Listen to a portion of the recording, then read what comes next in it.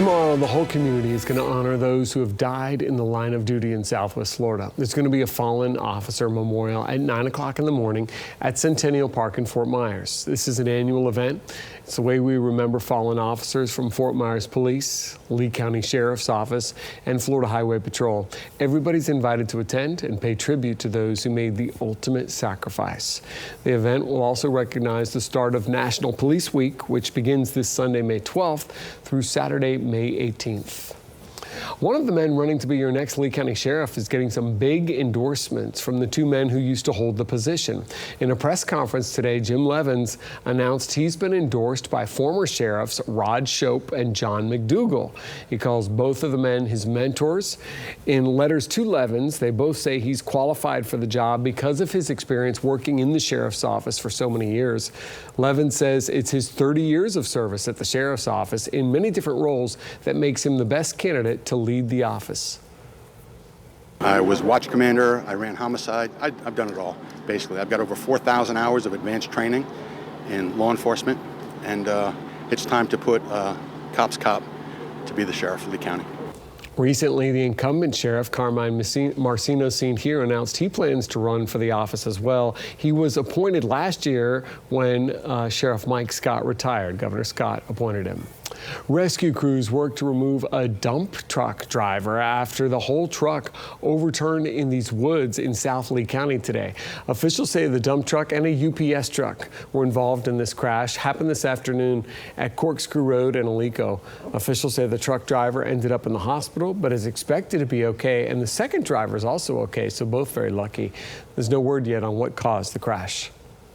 You can expect some minor traffic disruptions on the Sanibel Causeway. The Lee County Department of Transportation will be inspecting the bridges until the end of the summer. No lane closures are anticipated, but workers will be on the bridge shoulders from 9 in the morning until about 4:30 on weekdays.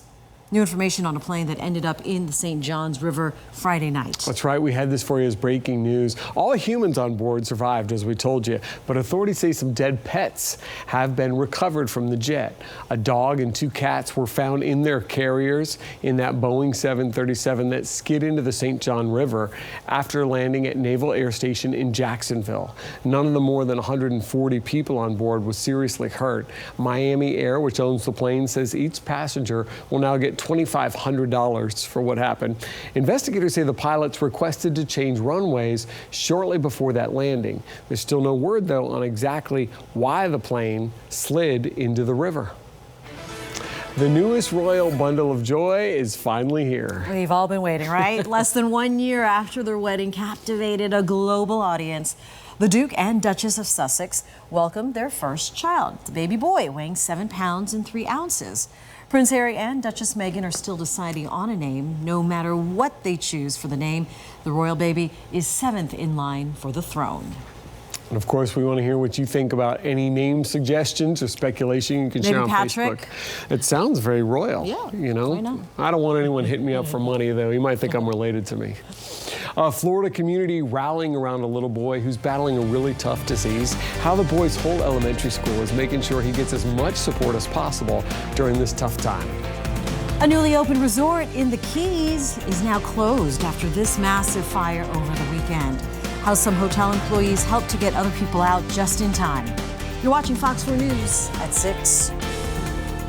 I'm meteorologist Danny Beckstrom, and as your kids head out to the bus stop tomorrow morning, we'll see slightly drier conditions. We do have a little bit drier air working in. That will allow for a touch more sun tomorrow morning with not much of a rain chance. An isolated chance will sneak back into the forecast for the second half of the day tomorrow, but at least as they're heading to the bus stop and their early recesses, skies should be sunny and conditions will be dry. Highs, though, still on the warm side. We'll top out in the upper 80s near 90 for the rest of the work week. I'll have your full forecast tomorrow morning on Fox 4 Morning News until 9 a.m.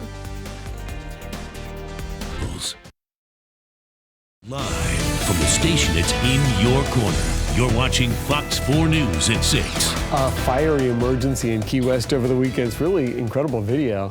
Part of a hotel resort went up in flames just a few months after the business opened its doors. Sounds terrible. Reporter Leanne Moorjohn has the story. I can't believe it. This is so sad. Flames tearing through a luxury resort in Key Largo. The fire burning at the bungalow's adults-only all-inclusive resort. an oasis that's only been open for about 5 months. Drove up here and I saw all the fire trucks and stuff and police officers. Neighbors describing what they saw early Sunday morning. I was like, I don't know, I hope this whole property doesn't go down. Firefighters say it all started around 5 a.m. The fire was contained to the beach house shown here in this rendering, a portion of the resort which contains the pool and restaurant. One of my line cooks were there trying to grab people out from with the golf cart, getting people to safety. So that was really great and courageous of him doing that. Firefighters tackled the blaze from above, shooting water down from the roof. The fire did not spread to the guest bungalows, but some guests say they didn't even realize there was an emergency on the property. We weren't even aware. We just left. They did a good job just evacuating everybody. Daylight shows the smoldering scene from the water. Sous Chef Joe Renta worries that he and his co-workers may have just lost their jobs. I feel devastated. You know, we create great food there. It's a great place for people to be there. And just want to see what happened myself. Neighbors say they want to see this place rebuilt. Well, it's scary. The place just got built and it's really nice. They're going to have to rebuild this place. It's going to take quite a while too. Well, that was Leanne Moorjohn reporting. The resort says nobody was hurt, but they are closed until further notice. Hundreds flocked to Odessa, Florida, hoping to get something from the house of Chris Jericho. The longtime wrestler and rock star held an estate sale on Friday and Saturday, selling everything from autographs to dishware. The proceeds are going to diabetes research. Jericho has fans all over the world thanks to his longtime career in wrestling, music, acting, writing, and podcasting. He recently purchased a new home and invited fans to help clean out his old one. Jericho is one of the many famous pro wrestlers who make Tampa Bay their home, including John Cena and Hulk Hogan. We want to give you a live look right now on Fox 4 News at 6 at what's going on at the White House. President Trump presenting the Medal of Freedom to Tiger Woods. As we all know, unless you've been under a rock, Tiger Woods just shocked the world, the sports world and beyond, when he won the Masters recently. A huge comeback. The president very admiring of him at that time and offering to give him this big honor. So making him smile and talking to his fans there gathered at the White House. Again, you're watching it live here on Fox 4 News at 6 as Tiger Woods gets ready to receive the Medal of Freedom from the president. I got that suit special for today. Well, here's a story about the power of friendship. Josh, an 8-year-old boy from near West Palm, is battling this aggressive form of bone cancer. Now, he has to undergo 9 months of chemotherapy. It's just a couple hours south, though. He's got to go to a children's hospital in Miami. So his second grade classmates in Palm Beach County are missing him so much. So is the whole school. And this is how they're showing their support. I came home and I asked my mom, and then my teacher announced it in class, and I said, well, this must be happening. Well, that student has raised more than $400 just by selling those beautiful homemade desserts. Frontier Elementary kids also made a get well sign for Josh to hang in the hospital, along with a whole gift basket of donated items. He's ours. He's a student from our school. And so it's not one of those things where it's going off to maybe somebody that they don't know. So they really have all been just rallying around the family and trying to do something to help cheer him up. Josh was in Miami all this weekend getting another round of chemo. His family says he faces several surgeries in the months ahead, but thanks to his classmates, he knows his friends are with him every step of the way. One Lee County teacher got quite the surprise today. The Lee County School Board announced Daniel DeShazo as the 2019 New Teacher of the Year. DeShazo is the Junior Leadership Program teacher at Colusa Middle School. This is a JROTC-style cadet training program. It teaches leadership and discipline and character. DeShazo spent 5 years in the Marines before making the switch to education. Well, this could be a deal for Mr. DeShazo or perhaps some others. This is Teacher Appreciation Week we're in right now, a time to say thanks to those who are preparing our next generation for a bright future. And in honor of this, some local restaurants are offering some sweet deals. This week, teachers can grab a free appetizer with the purchase of an entree at Cheddar's. They can also go to PayWave for 33% off any regular entree. Chick-fil-A is offering teachers their choice of a free Chick-fil-A regular or spicy chicken sandwich, grilled chicken sandwich, or regular or grilled chicken nuggets. The offer is valid today, and teachers have to bring their ID with them to get the deals.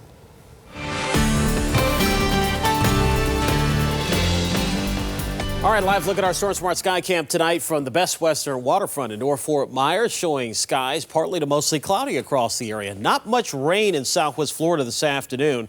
As a result of those southwesterly winds that have been keeping most of the storm chances inland, it looks like that's going to change a bit as we get towards the middle part of the week. As we start to get more of an easterly flow, that should allow more of the storms to start firing up on our side of the state. Now, even then, it doesn't look like it will be a big chance for rain here throughout the week. Storm Shield Fort Doppler, though, is tracking a little bit of rain right now. Glades, Hendry, Inland, Collier. You can see some of these heavier downpours just due south of Clewiston, right on the Palm Beach and Hendry County line as they kind of drift off towards the west. Extreme northeastern Glades County around Buckhead Ridge, and those are tracking up towards Okeechobee County. Some heavier downpours there. So we'll be watching to see if we see a few more of these pop up as that outflow boundary, the rain-cooled air from the storms earlier, tries to push back towards the west. So Moorhaven, Palmdale, maybe heads up for you guys. Could see a shower or two before the evening is up. But most areas, though, will be staying dry.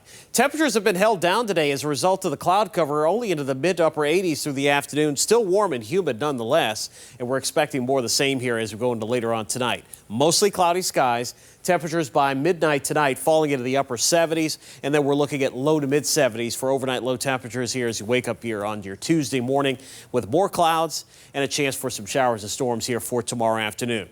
Notice where everything is moving. The storms develop and then they push inland and then eventually off the Atlantic coast. Now we're going to start to see things change a bit as we get a front that's going to be weakening and sagging into the area here for tomorrow. We'll start to get more of an easterly wind or east to northeast wind, and that should allow for a few more storms to pop up on our side of the state. That combined with the winds aloft that'll be changing direction as well.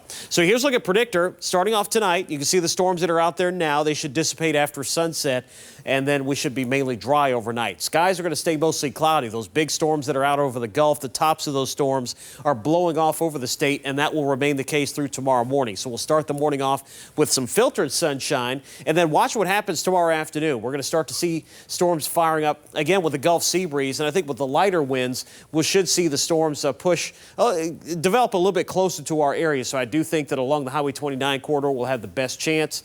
Those will continue across our area tomorrow evening. And then notice the clouds coming from a different direction on Wednesday, east to northeast, and we're expecting a few storms to pop up on Wednesday afternoon, although the chances right now looking widely scattered at best, so not a widespread situation by any means. Tonight's forecast down to 72, a few inland storms. Tomorrow, 89 under a mixture of cloud and sunshine with a light east-northeasterly wind with about a 30% chance for a late-day storm. Here's a look at your marine forecast. Seas 2 feet or less, northwest winds at 10 knots, inland waters a light chop. 7-day forecast, storm chances continue for the rest of the week.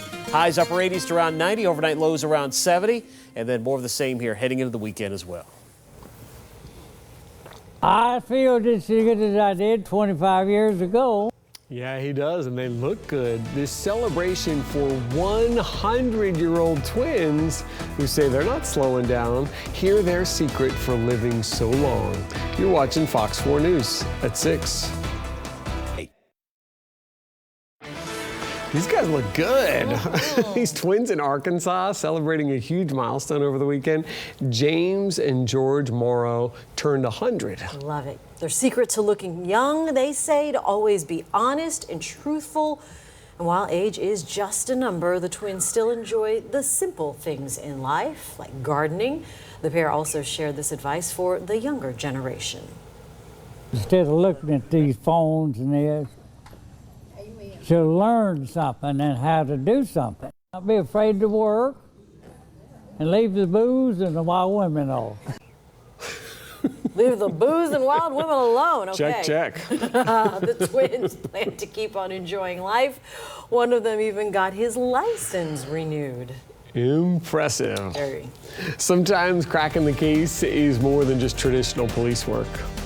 Fox 4's Lisa Greenberg sitting down with a SWAT team negotiator to talk about the tactics that are used to reach a peaceful conclusion and how they handle the calls that don't go that way. Plus. And then looking around, all of a sudden you see a parachute in the trees. Hello. Trapped in a tree. How a trip to a park for a Florida paraglider ended in a rescue mission. You're watching Fox 4 News at 6. Live from the station that's in your corner. You're watching Fox 4 News at 6. Keeping an eye on water quality for you. Southwest Florida Congressman Francis Rooney's meeting on water quality, which is set for tomorrow, is actually raising a lot of questions. Thanks for sticking with us on Fox 4 News at 6:30. I'm Patrick Nolan. And I'm Jane Monreal. And one of those questions, why is it closed to the public? A local activist tells Fox 4's Rachel Lloyd, since leaders are trying to silence the public, he plans to silently protest the meeting. John Heim walks along Bunch Beach. He says enjoying Southwest Florida's clean water today, plagued by red tide and blue-green algae last year. We're talking about a major problem down here, water quality as the #1 issue. Something Congressman Francis Rooney says he's working to combat with the meeting at Florida Gulf Coast University set for Tuesday. In an email, Rooney's spokesperson says all are invited, from the Florida Department of Environmental Protection to the Center for Disease Control and Prevention to local city governments, everyone except the media and the public. In all the years I've done this clean water activism, I've never seen a meeting set up to where it bars not only the public but also the media. Let's get into these meetings and demand solutions from our public officials. And since he can't do that, he says he'll silently protest outside. He's calling it Let's Crash Rooney's secret meeting. You cannot let politicians come in here and have secret meetings without the public being included and the media for translatable information down to the public sector. But others like Wade Nye says closing the meeting to the public may not be such a bad idea. I think it would confuse matters to have a lot of different people with a lot of different opinions who might not, like me, don't have a lot of expertise in this area. He says first lawmakers should meet with experts to come up with a plan and then invite public input. We do know there will be a press conference following the meeting. Depend on Fox 4 to keep you updated. In Fort Myers, Rachel Lloyd, Fox 4 in your corner. We also know Governor DeSantis is going to be at that meeting as well. There's also another meeting on water tomorrow. County commissioners from Glades, Martin, Okeechobee, Palm Beach, and Hendry counties are going to be holding a joint meeting to discuss those Lake Okeechobee water releases and just the water quality in general in Lake O, because they release it on both sides of the state. It's happening at 6 p.m. at Okeechobee High School. Tonight, we're getting an update on the sludge removal process in Dunbar. The city of Fort Myers says they have finished cleaning up and confirmed that lime residual material has been removed from the South Street site. They'll also relocate the fence surrounding it and stabilize the site. The city plans to build a park there once soil testing is completed. When it comes to crime and when it happens where you live, you've been telling us you want to know what it takes to actually curb it and what tools are there to cut down on the crime in the first place and who plays a key role in keeping you safe. Well, this evening, our Fox 4 Morning News anchor, Lisa Greenberg, is shining a spotlight on what it means to be a SWAT negotiator. Intense situations where you and your family are at risk. She's talking to a former SWAT negotiator who says these risks, for him at least, were worth it if it meant cracking the case. When you think of an officer, you see a person in a uniform, someone who investigates scenes, pieces together evidence, and comes to your rescue when you're a victim of a crime. But some officers have another duty. Some work like mental health counselors. They feel that they have nothing else to live for, so they've reached rock bottom. Dr. David Thomas is talking about barricaded suspects, or people who lock themselves inside with a weapon and make threats. It's a dynamic Dr. Thomas knows well. He's a retired police officer and spent the last 5 years of his career as a SWAT negotiator. The SWAT team shows up in numbers, in tactical gear, carrying powerful weapons. But Dr. Thomas says their #1 goal is not to use them. Use SWAT to contain and maintain a tactical advantage, and then use the hostage negotiators to negotiate, to try to come up with an outcome. And for that outcome to be a peaceful one, the negotiator has to step into the other person's shoes, see things from their perspective. They have to meet that person at whatever place they are to try to talk them out of that incident, get them to peacefully give up. In March, Fort Myers police were called to Reflection Isles after a man locked himself in an apartment with a gun. Police told neighbors to stay away from the area. After several hours, they were able to talk him down and the situation ended peacefully. But Dr. Thomas says other calls can be harder. He works to find anything the person still sees importance in. The individual has already looked at themselves and decided, I have nothing to live for. So now the key is to try to find those things. It could be a mom, it could be a dad, it could be a child. Those things that you think are important to them. But he says many people in these situations have mental health issues or have lost everything that's mattered to them. As I'm having this conversation with for three and a half hours, and I'm literally less than 10 feet away. He witnessed the worst possible outcome. Every time one of those came up, I literally would call my wife if it was 2 or 3 in the morning. I would wake her up, say, hey, I got another one of these. So I'll call you when I'm done. I would hang up the phone, step out of the patrol car, throw up, go handle the call. Dr. Thomas says he did another 10 to 15 of these calls, and that's how he ended his career. Now, Lisa's been sharing Dr. Thomas's perspective and his look back on his career to show you the work that goes into saving lives in our communities. Also to show you that so many of the investigators involved truly care. No matter how long it takes, they want to get people out of this safely and alive, and to remind you there's always another way. If you or someone you know is struggling, don't let it get to that point. There's a 24/7 free hotline you can call right now. The number's on your screen, 1-800-273-8255. A hectic scene at a Jacksonville park. A paraglider had to be rescued after he got trapped in some trees about 80 feet in the air. This happened at the park yesterday. Witnesses caught the rescue on camera. Dozens of firefighters worked to get the man out of the treetops. They ended up using a shoe spike to climb the trees and get that man safely down. He was not injured. Officials say the paraglider misjudged the wind. A man in Florida is recovering tonight after he was accidentally shot by his wife's gun inside a Publix store. The Pasco County Sheriff's Office said that Vernon Messier was shot yesterday when his wife's purse fell off a counter at a Lando Lake Publix, causing the handgun inside to fire. The bullet struck Mercier in the shin. Deputies said his wife has a concealed weapons permit. No charges are expected. Tonight, more Highway Patrol troopers will be patrolling Charlotte County to catch drunk drivers. Beginning at 9 tonight until 4 tomorrow morning, the Wolf Pack operation will focus on I-75 and other major state and county roadways. Highway Patrol says if you see an aggressive driver or if you need roadside assistance, you can dial 347 from any cell phone.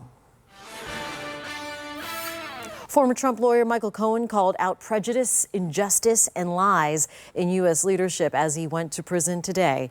Cohen started a 3-year prison term for tax crimes and for lies and payoffs meant to protect President Trump. As he surrendered, he said he still has a lot of truth to share and hopes the U.S. has better leadership when he gets out. Presidential candidate Cory Booker just put out some specific gun reform legislation. He calls it a bold plan to reduce gun violence in America. The New Jersey senator and Democrat says the plan would make everyone have to get a federal gun license if they want guns to own a gun. He says it would be like getting a driver's license to be able to operate a car. People who already own guns under the plan would get a grace period. Senator Booker's proposal would also require universal background checks for all buyers, restart the assault weapons ban in America, and amp up gun law enforcement. It would also limit people to buying just one gun per month. The proposal also calls for more gun violence research funding as well. It is almost that time to celebrate the special women in your life, Mother's Day. For In Your Corner, talking to a local flower shop about how you can make that special bouquet for Mom. Also ahead, a 7-year-old boy with some special needs becoming quite the star at this Florida elementary school. They call him the Bus Boss. How he's making sure students and drivers are all playing it safe. You're watching Fox 4 News at 6. Live from the station that's in your corner. You're watching Fox 4 News at 6. We love to bring you the happy stories on the news. Yes. This one qualifies. This little boy in Pasco County is known as the Bus Boss, and he is bringing smiles to other elementary students. I want him to be my boss. Reporter Sean Daly from our sister station shows us that this little boy's hard work has really made him stand out. Every morning at school, 7-year-old Levi White It's Levi. hops off his bus and gets to work.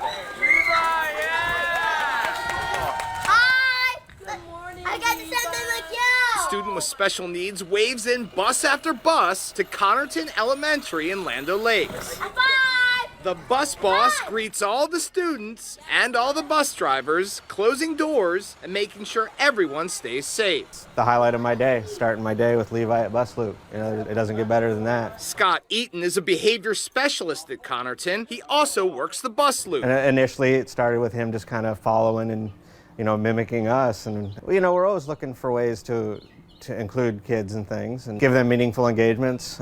So when he asked, it was absolutely. But wait, Levi's not done. After he pops a few raisins to power up, Levi hops in a golf cart with Safety Steve to lock up the grounds. He'll do it all again in the afternoon.